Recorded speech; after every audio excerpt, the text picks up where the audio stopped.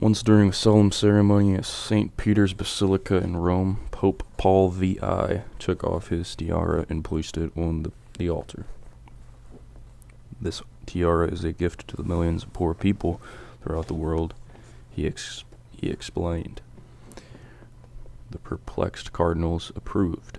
The gesture would help to silence the growing criticism about the church wealth. The tiara, however, far from reaching the poor of the world, somehow ended up as a private possession of the ablest ecclesiastical financial wizard of America, Cardinal Spellman. Later, because of protests, the tiara was put on permanent display at the National Shrine of the Immaculate Conception in Washington, D.C., where it has been ever since. Cardinal Spellman's act of acquisition, prompted perhaps by a simple romantic impulse, and therefore with no other ulterior motive, nevertheless was interpreted as the epitome of the American Church, whose principal objective seems to be the relentless pursuance of wealth, although the last preceding chapter should have sufficed to justify this belief, at a risk of repetition. A bird's-eye view of her immense financial massiveness should make any thinking man ponder, with even greater earnestness, about the impending perils of such a state of affairs, not only because of her policy as the brassiest stultification of Christ's dictum, "My kingdom is not of this world," but also because her reputation as the greediest church in the world could become the indirect promoter of her potential downfall in a near or distant future. That this is not mere rhetorical speculation is proved by the fact that the Catholic Church in America is careening at breakneck speed towards the accumulation of more and more wealth with such light-hearted unconcern as to be almost worthy of admiration if it were not so tragic. All her energies seem to be spent almost exclusively upon the acquisition, control and multiplication of real estate, business concerns, banking operations, and undisclosed financial conglomerations of all kinds, some of which we have already examined in detail, but of which would make 1,000 mammons livid with envy. With such acquisitional lust confined to her clergy, that would be bad enough. But her most pious sections, namely her supposedly contemplative religious orders, have caught the contagion as acutely as her hierarchy. The fact is the more regrettable if we remember that many of such orders have, quote-unquote, dedicated themselves to God in perfect charity. Indeed, some have started and are still officially mendicant orders, living off alms, and bound by vows and practice poverty. Quote-unquote, poverty is the word. And yet many, if not all of them, are so earthbound with wealth as to make them almost the visible negatives of the very Christianity which they claim to represent. Their names and the list of their financial holdings, property and general operational activities, seen in the previous chapters, make most of them prosperous, rich, and in many cases embarrassingly wealthy. The two extremes appear to be the Jesuits and their opposites, the Palatines. The pugnacious Jesuits, about 8,000 in the U.S. alone, out of 35,000 in the order. By 1983 to 4, had increased their income to between $300 to $350 million, and were the controllers, even if tangentially, of the largest bank in the world, the Bank of America. The quote-unquote poorest, that is, the Palatine Fathers, claiming only a few hundred priests in 5 provinces in the U.S., had enough energy to outdo any other poor mendicant order. Between November 1972 and November 1975, to give a striking example, they quote-unquote begged by sending out 270 million pieces of fundraising mail. The postage alone cost over $5 million. Fundraising experts estimated that the order's 106 million letters in 1974 made between $10 and $15 million in donations. Although one of the smallest religious orders, the Palatines, living off alms, built an impressive financial empire. An audit for 1974 to 75 showed that the order used only 74% of more than $20 million collected for missions, quote-unquote. Multiply these by the hundreds and corporate wealth of these religious, quote-unquote, mendicant orders. About 500 of them reach astronomical dimensions. This, it should be noted, without even adding the hundreds of subsidiary cultural, business, and similar concerns directly or indirectly financially related to them. Catholic dioceses, although not claiming any special vow of poverty or otherwise, individually or collectively, are not far behind their quote-unquote poor brethren, as examined in preceding chapters. One of the most typical examples being that of the Hartford Diocese, which used to own more land than the very state of Connecticut itself, with a market value of $350 million in 1969 to 70, and even if tangentially, due to inflationary erosion, to about $450 million in 1983 to 84. The wonder is that the church is not even richer than it actually is, considering the obsession of the U.S. hierarchy with acquiring, producing, and multiplying wealth. The archetype of such American hierarch was Moneybag Cardinal Spellman. Obsessed by a building mania, a typical affliction common to most American clergy, as we have already indicated. When Spellman was posted to New York, he was burdened with a debt of $28 million.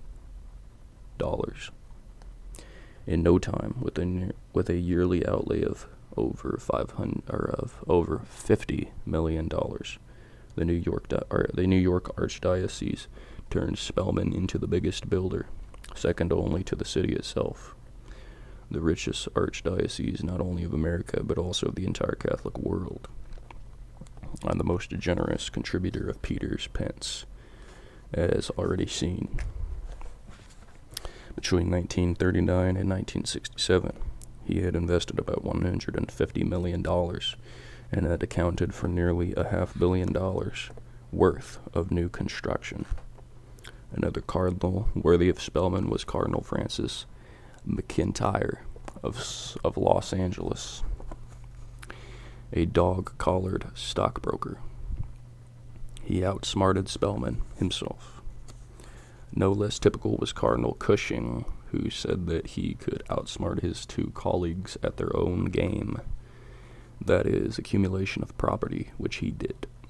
Cardinal Cushing boasted that during his 26 years in office, he had raised $350 million.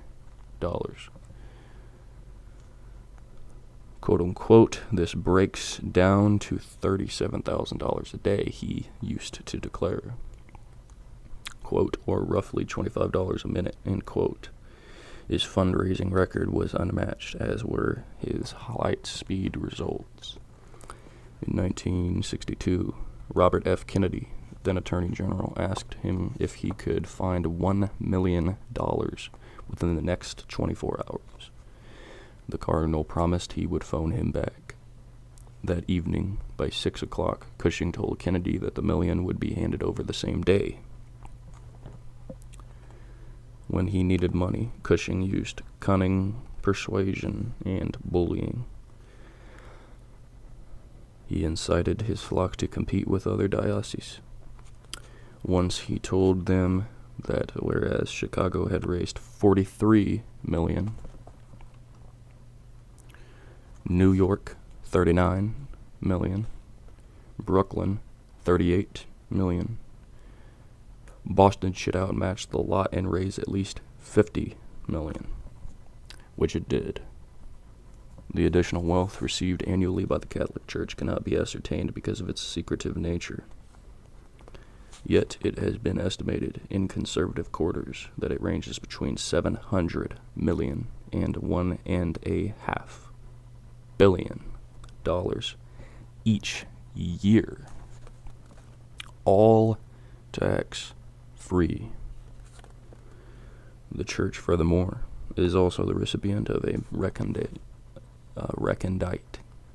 but continuous flow of gifts, cash and real estate, from generous, well-to-do Catholics, some from the richest families of the USA. Then there are Catholic charities sponsored by philanthropic persons or corporations that give large donations, openly or often anonymously, to the Church. The total figures of such contributions, annuities, land, buildings, and cash have been estimated to reach another 1 to 1.5 billion a year. But without enumerating individuals or single details of her wealth, as represented by her multifarious, split financial persona, as we have already done in the preceding chapters, a mere glance at some of her characteristics and features should help to evaluate the massiveness of her financial might. The Catholic Church in Washington, D.C., for instance, owns, or used to own until recently, 60% of all tax-exempt land. Apart from that, held by the federal agencies. The real estate of the Catholic Church in Washington, D.C. is, or was until a while ago, 3 times the size of Vatican City. In 1983, the Catholic Church owned more property than any private organization in the whole of the United States. They rank second only to the U.S. government in total annual purchase of real estate. The Catholic Church, is the richest of all religious denominations of America. The Catholic Church of America has more land holdings than the Vatican and the rest of the world. Contributions of U.S. Catholic parishes reaches over $2 billion a year. The Catholic Church of America is one of the greatest fiscal powers in the whole world. Her combined assets in the U.S. and Canada have been assessed at well over $120 billion, with a cumulative income of about $14 to $15 billion a year. An expert on church wealth and income in the U.S. has found that as far back as 1973 to 74, the Church and her subsidiaries had an income in excess of $9 billion. It owned tax-exempt real estate worth about $75 billion, and it had assets over $170 billion. It has been estimated that by 1983 to 84, figures would have increased by at least 10 to 20%, making the Catholic Church a serious competitor to the largest industrial giant conglomerates of the entire U.S. Not even the Vatican can compare with such financial ponderousness. And that is not all. Potentially, she has at her disposal the goodwill of between 55 to 60 million Catholics, whose characteristic, besides their religious loyalty, is unprecedented generosity to their church. Their motto, as one enthusiastic bishop fund collector put it, was quote-unquote, pray, pay, and obey, close quote. The most concise summing up of the uniqueness of the immense wealth of the Catholic Church of the U.S. of today. Another church operating with the same obsession, the Greek Orthodox Church of Imperial Russia, once as financially omnipotent as U.S. Catholicism is now, was made to tumble under the immense weight of all the riches which she had accumulated through the centuries. Her financial puissance vanished with the social order which had permitted her to flourish as she had, when Caesar Popism, that is, the identification of orthodoxy with Tsarism, and their joint mammonish ownership of land and real estate, was made to crash into the dust. The Russian Church's long identification with the wealth and the power of the system which supported her by provoking the ire of angry men, brought upon herself lasting ruination. So that not only were many of her splendid churches and cathedrals destroyed, closed down, or turned into cold museums, her clergy imprisoned, persecuted, and exiled, but even God himself was, quote, banished, end quote, from the very people whom the Orthodox Church was charged to lead in humility and evangelical poverty. Today, U.S. Catholicism, by allying herself with dollar popism, that is, by identifying herself with the financial might of the dollar, appears to be following on the footsteps of the Russian Orthodox Church herself, when dulled by her own immense wealth and Caesar popism of Imperial Russia. She became the ultimate cause of her own downfall. History has always had the characteristic of repeating itself. The systematic despoliation of the Church in past centuries, from the Reformation down to the French and Mexican revolutions as seen in previous chapters, is a sad reminder that attempting to serve both God and mammon is bound to meet with sure disaster. When churches are turned into stock exchanges and their clergy are consulting the bulletins of Wall Street instead of the Gospels, as they do in the U.S., then they are surely preparing for a repetition of what happened to Russian Orthodoxy since the Bolshevik Revolution, either reduced to hollow shells, converted into historical curios, cultural showplaces, or into anti-religious centers. Indeed, several of them are now atheistic museums, such as the magnificent former St. Isaac's Cathedral in the very heart of Leningrad. Another no less splendid church of that city was made to go even further. The present author's astonishment knew no bounds when one day, having casually walked into the former ecclesiastical Renaissance-style edifice, he came face to face with an enormous portrait of Lenin, placed where once there had stood the main altar, in an otherwise totally bare, whitewashed church. The motto of liberation theology of Latin America, quote, Ubi Lenin ibi Jerusalem, end quote, where Lenin is, there is Jerusalem, came to his mind, no longer as a rhetorical slogan, but as the stark reality. The reality of a godless society which, having overthrown a church obsessed so long with mammon, now had substituted her with a Bolshevik prophet, proclaiming him the only true savior of the Russian people. And yet, notwithstanding the sadness of the sight of so many former churches, the mute symbols of the utter collapse of organized religion in Russia, a flicker of light shone unexpectedly amidst that depressing desolation. One day, while visiting the National Cemetery of Leningrad, the present author, upon hearing the pealing of church bells, headed towards a large edifice nearby, which he entered. It was an ancient church, with a lofty cupola, its walls covered by frescoes of stiff Byzantine saints, virgins, and angels.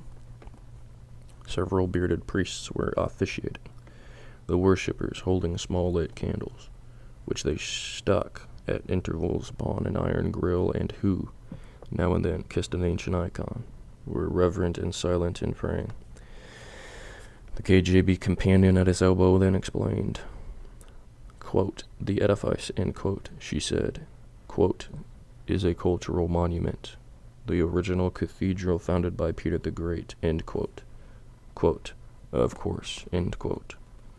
Then she added, indicating the worshippers, quote, we have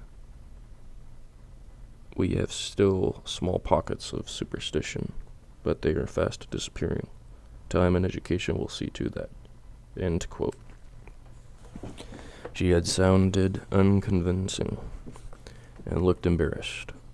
Weeks later, and thousands of miles away, the present author spotted the single golden cupola of a typical traditional small Russian church near the harbor of Sochi in the Black Sea.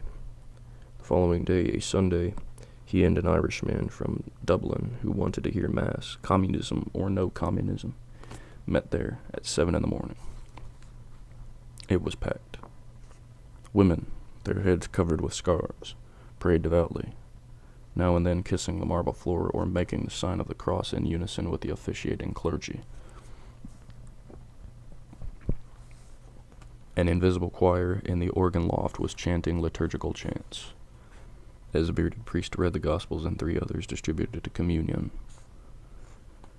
The devotion was impressive, the singing of the choir even more so. The Irish man began to weep unashamedly. "I have never felt so near God in all my life," he whispered.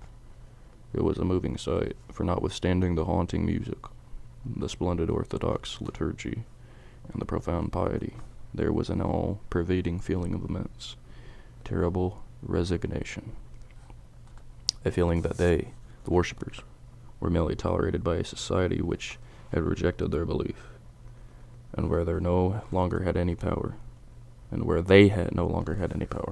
status, or influence.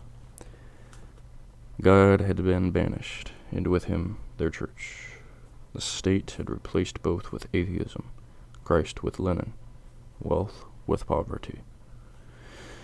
The splendors and riches had all gone, as had the church, or as had the third of the lands of all Russia which once she had owned. Now, despoiled of honor, wealth, and privilege, she owned nothing, got nothing, expected nothing.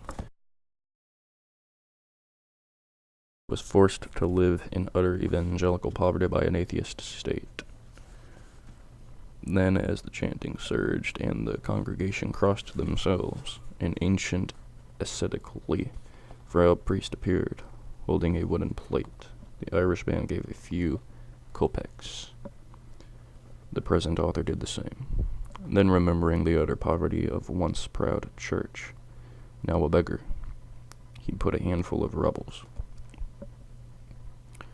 The ancient priest stared and then bowed his head in utter stillness. The reflection of regret and of the penance of the old Russian Orthodox Church, now humbled and powerless, at last had learned her lesson. Later on in Moscow, the present writer, one night, after walking alone to the center of the city, found himself in Red Square. A full moon hung right above the forbidding walls of the Kremlin. The massive black mausoleum of Lenin looked solitary and sinister. The gold-gilded turrets and onion-shaped cupolas of St. Basil, opposite, once a magnificent cathedral, shone fairly like against the deep violet, nocturnal midnight sky. Pinnacled upon the tallest tower of the Kremlin, there shone blood-red a colossal star, whose gigantic size dwarfed to insignificance the crosses capping the golden cupolas of St. Basil.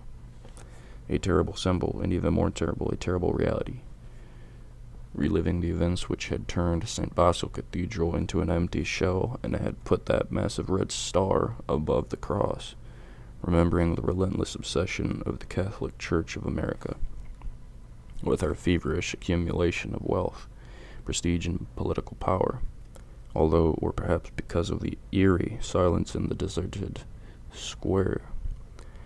The present author, thinking about her future, trembled for fear, for truly the richest church of the Western world had not yet learned the lesson, so bitterly learned by her sister in the East.